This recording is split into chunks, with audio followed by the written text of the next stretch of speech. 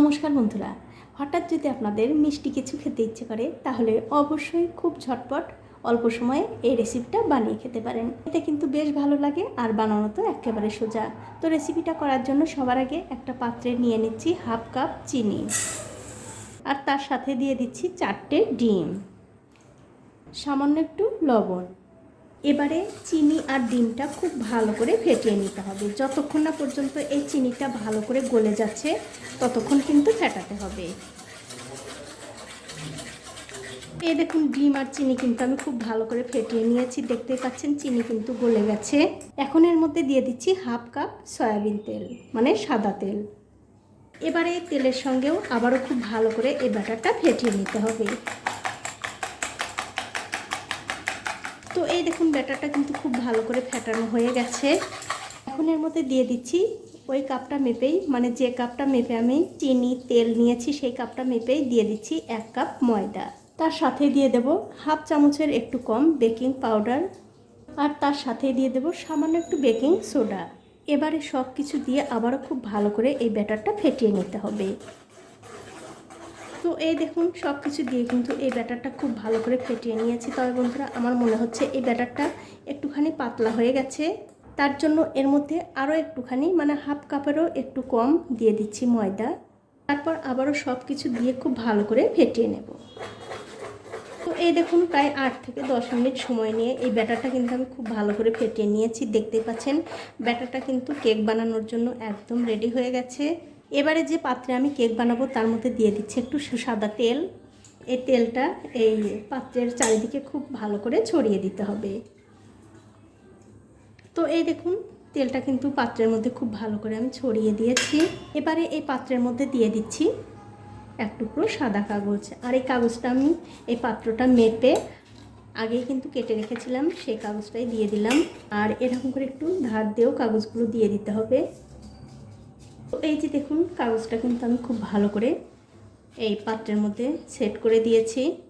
এবারে এই কাগজের উপরে সামান্য একটু তেল দিয়ে আমি এই তেলটা আবারও খুব ভালো করে এই কাগজের উপরে ব্রাশ করে দেব। তো তেল কিন্তু আমি খুব ভালো করে ব্রাশ করে দিয়েছি। এবারে যে ব্যাটারটা আমি করে রেখেছি সেই ব্যাটারটা খুবই সাবধানে আস্তে আস্তে এই বাটির মধ্যে ঢেলে দিতে হবে। তো সবটুকু ব্যাটার কিন্তু আমি এই পাত্রের মধ্যে দিয়ে দিয়েছি। এবারে এই পাত্রটা ধরে এরকম করে একটু ঝাঁকিয়ে দিচ্ছি, যাতে করে এর মধ্যে যদি কোনো হাওয়া বাতাস থাকে সেটা বেরিয়ে যাবে। এখন দেখতে পাচ্ছেন একটা কড়াইতে আমি দিয়েছি একটুখানি নুন। এবারে গ্যাসের ফ্লেমটা মিডিয়ামে রেখে একটা ঢাকা দিয়ে এই কড়াইটাকে খুব ভালো করে গরম করে নেব। তো এই যে দেখুন, 2-3 মিনিট সময় ধরে ঢাকা দিয়ে এই কড়াই কিন্তু আমি খুব ভালো করে গরম করে নিয়েছি।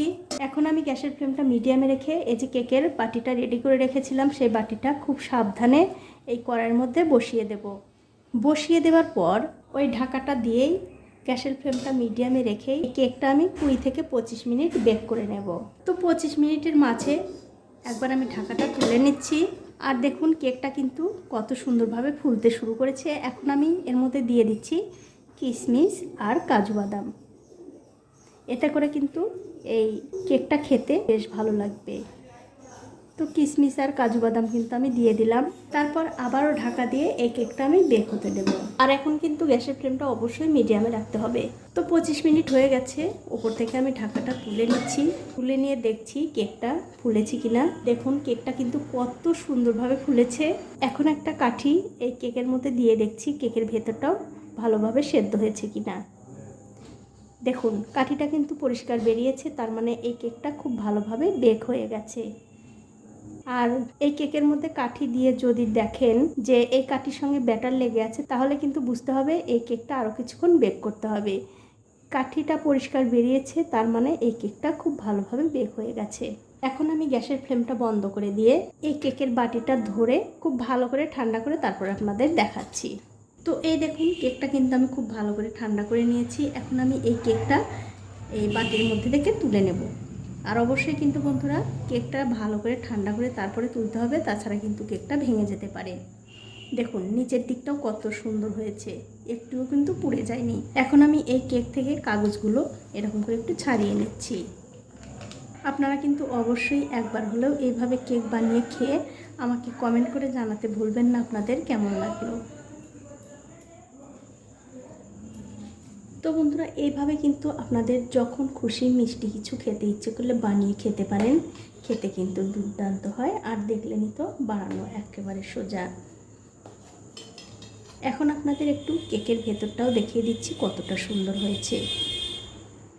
দেখুন, একদম কিন্তু নরম তুলতুলে স্পঞ্জের মতো। তো বন্ধুরা, আমার আজকের এই কেকের রেসিপিটা আপনাদের কেমন লেগেছে? যদি ভালো লেগেই থাকে অবশ্যই একটা লাইক, কমেন্ট আর শেয়ার করতে ভুলবেন না। আজ এই পর্যন্তই, দেখা হবে অন্য কোনো নতুন ভিডিও নিয়ে।